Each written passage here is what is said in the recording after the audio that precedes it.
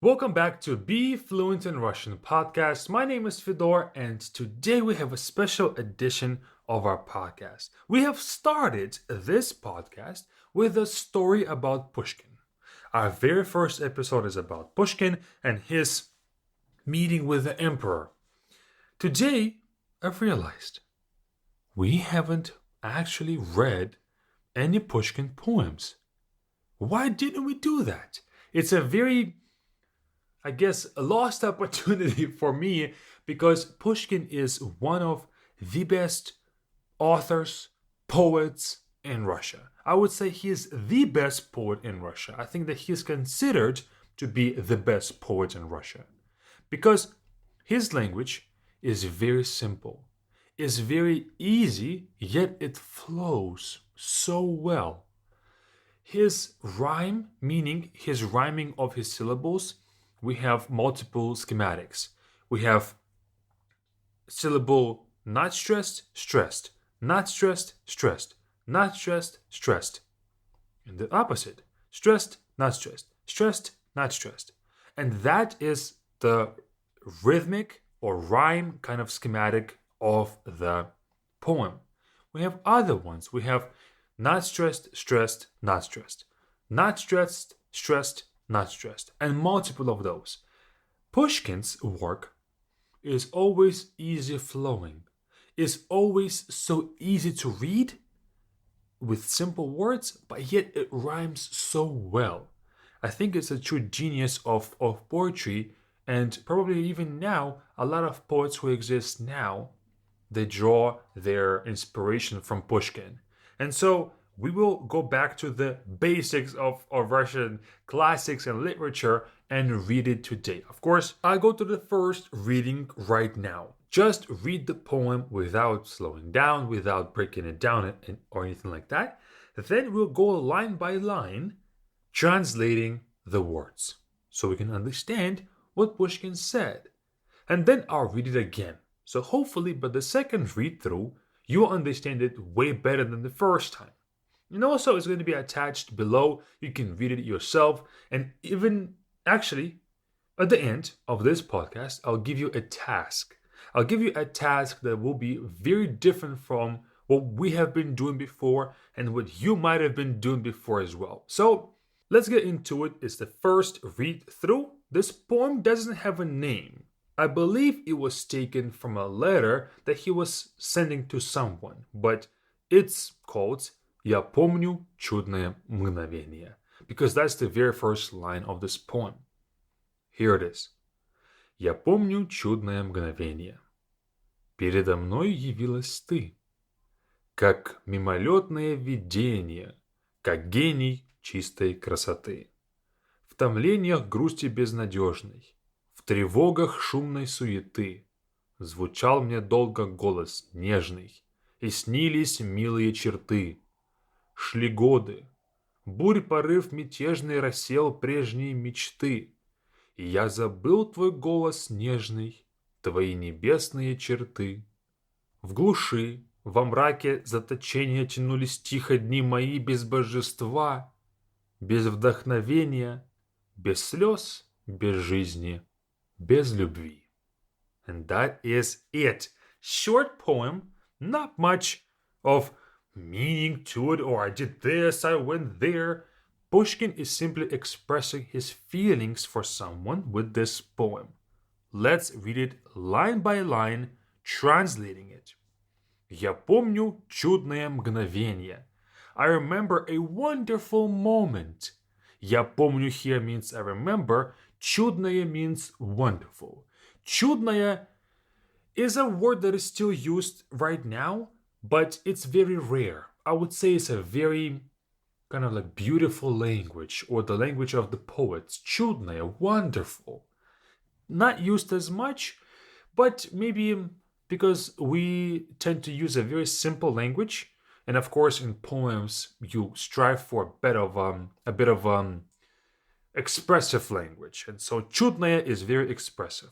Мгновенье means moment. Мгновенье. This one, very difficult word for the first three syllables. MGN. Мгновенье. Передо мной means before me. Перед means in front, or передо is simply a variation of it. Мной, before me. Явилась, appeared or came up. Ты, you. So in Russian, the word order has changed from you appeared before me to before me appeared you. But if you know cases, you know that we can do that with cases. Of course, it's not a problem for Russian sentence structure. Как мимолетное виденье, like a fleeing or fleeting vision. So you appeared in front of me like a fleeting vision, very quickly, very suddenly. Мимолетное is something that is flying past you, fleeting, like a vision that would disappear in a second. Как гений чистой красоты, as a genius of a pure beauty. So you appear before me like a fleeting vision, like something that I cannot touch or put my finger on. Like you're just like vision, I guess. Yeah, like, good word. Like a vision. You're not a real person. You're so out of this world. And then как гений чистой красоты, как гений means as a genius, чистой, pure or clean, of course it's a different name for it or different translation, but чистой красоты. And notice this rhyme scheme. Я помню чудное мгновенье. Передо мной явилась ты, как мимолетное виденье. So мгновенье, виденье is rhyming. Передо мной явилась ты, как мимолетное виденье, как гений чистой красоты. Now, явилась ты, красоты. Also rhymes at the very end, right? And I would say that in Russian poems, this is very important. When I read some of the English poems, it doesn't seem to be always the priority to have a rhyme. In Russian, I think, or Russian, at least classical poems, they almost have to rhyme. It's one of the, I guess, basic rules for them. Next, в томленьях грусти безнадежной, which is translated as in a languor of hopeless sadness. Languor is the first time I see this word, but томленье is when you are just bored or when the time is dragging. В томленьях грусти безнадежной. In the drag of time of hopeless sadness. Грусть is sadness, грусть. Безнадежная is hopeless. Без means without. Надежда is hope. Безнадежной means hopeless. So in this passing of time that seems to be eternal, of hopeless sadness, в тревогах шумной суеты, in the anxieties of noisy bustle. So в тревогах, in the anxieties or in the panics, шумной суеты of a noisy bustle, meaning there's a lot of things happening. A lot of things happening and it's all noisy, and he is describing his state. First, in a languor of hopeless sadness or in eternal loneliness of hopeless sadness, in the anxieties of this noisy world. Звучал мне долго голос нежный, и снились милые черты. Which means, a gentle voice sounded to me for a long time and dreamed of cute features or pleasant features. So he's describing his state, just sadness, just pure sadness, loneliness, this noisiness of the streets and of the world. The voice appeared to me. The voice sounded so soft. And I was dreaming of your features, of your cute and beautiful features. But let's break it down again word to word. Голос, okay.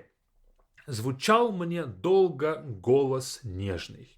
Голос нежный, which means a soft voice or gentle voice. Звучал мне, sounded to me. Долго means for a long time. So this gentle voice sounded to me and to my ears. И снились милые черты. And cute features came into my dream like that. So милые means beautiful, cute, wonderful, or pleasant. Черты means features. facial features, maybe some other features too. And снились means came into my dream. So, to go back over the whole thing for now, he's talking about he remembers a moment that you appeared in front of me, and your fleeting moment, and you this untouchable beauty, pure beauty. But then, in my loneliness, in my time of just this world just being noisy and things like that, a voice came to me, and I was dreaming of you. He is writing this to somebody. Think of that time, 19th century.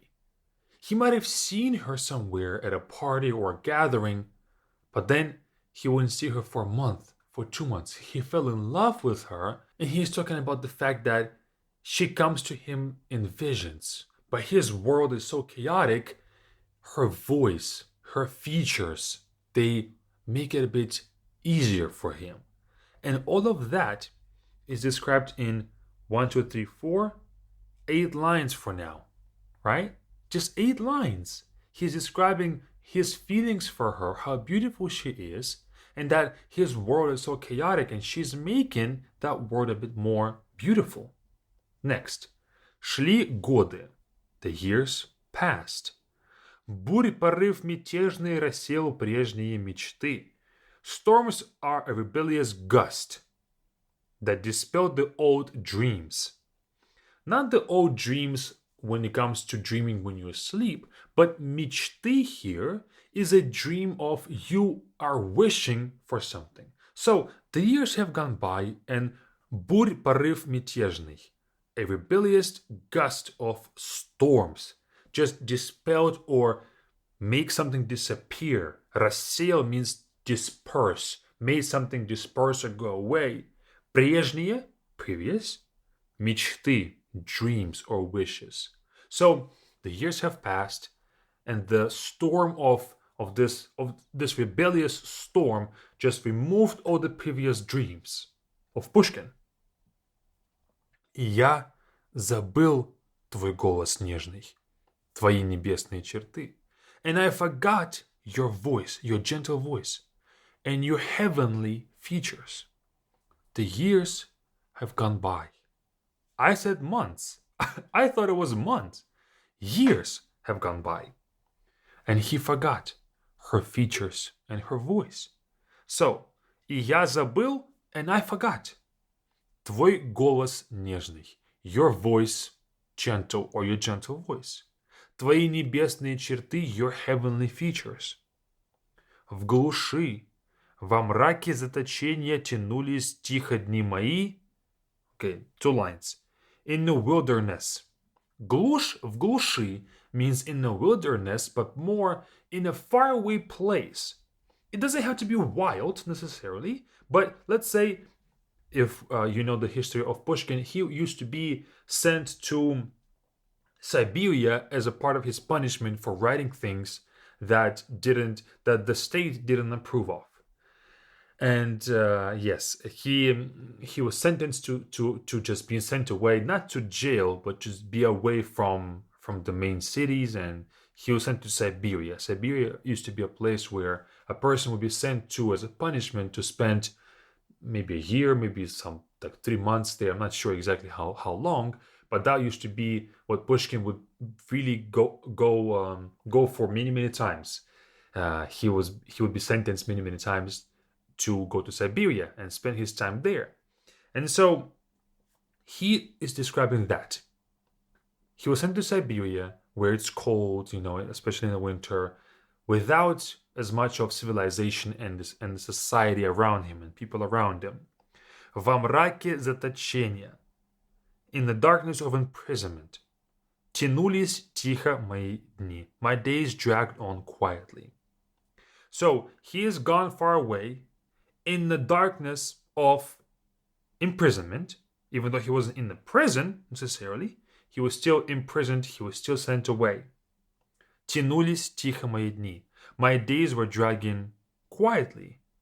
Без божества, без вдохновения, без слез, без жизни, без любви.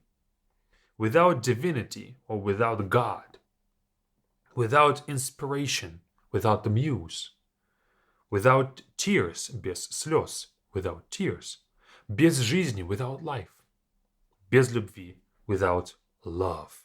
So he is describing first that he met her, he saw her, he was infatuated with her, then he forgot about her, then the years have gone by and he completely forgot about her, and in his sad, lonely times of imprisonment, he spent them without divinity, without inspiration and all of that, and most importantly, without love. So he is writing this to someone, maybe his lover that he didn't see for a long time, and they've been, writing to each other, and that's how they've been exchanging their letters and things that they say to each other. Who knows? Maybe this has been just a small part of a longer poem that was lost in history, or maybe he wrote a text to her as well after this poem. Who knows? But this is, I think, one of the most famous poems by Pushkin, and to just understand that he didn't intend for this to be read by people, right? He sent it to a person, to one person, and how beautiful this is. Let's read it again in Russian, and I'll give you my task for today. Я помню чудное мгновенье. Передо мной явилась ты, как мимолетное виденье, как гений чистой красоты. В томленьях грусти безнадежной, в тревогах шумной суеты звучал мне долго голос нежный, и снились милые черты. Шли годы. Бурь, порыв мятежный рассеял прежние мечты, и я забыл твой голос нежный, твои небесные черты. В глуши, во мраке заточения тянулись тихо дни мои без божества, без вдохновения, без слез, без жизни, без любви. That is all, and here's my task for you. I'm attaching this poem in the description to this podcast. Go through the poem, read it, and read it out loud. Now, if you're a beginner, you will see a lot of unknown words to you. And it will be hard to read because there's going to be a lot of new words. But I don't want you guys to read it as a combination of words. Try to read it as a poem. Be melodical. Just have a flow. Don't read, let's say, let me pull it back up again. I can read, right? This poem and say, как гений чистой красоты, в томленьях грусти безнадежной. Try to blend them all together. Как гений чистой красоты, в томленьях грусти безнадежной. As a flow. This can be hard, because a lot of the words are hard for you to pronounce, but I want you guys to get into a relaxed state. And relax. And read this being relaxed. Я помню чудное мгновенье. Передо мной явилась ты, как мимолетное виденье, как гений чистой красоты. Relax. Exhale. This will tremendously help your pronunciation because the flow is what's important. And of course, as always, share this podcast with a friend, with somebody that you know. If you don't know anybody who's learning Russian, just simply leave us a review so that other people browsing your podcast app can see your review and also know that they can benefit from this podcast too. That's it. See you all over at Be Fluent class. Click our very first link in the description to learn more Russian, to practice your speaking, your listening, your grammar, your vocabulary, everything. And just speak Russian better with us. That's all. See you all there and see you all next time. Пока-пока.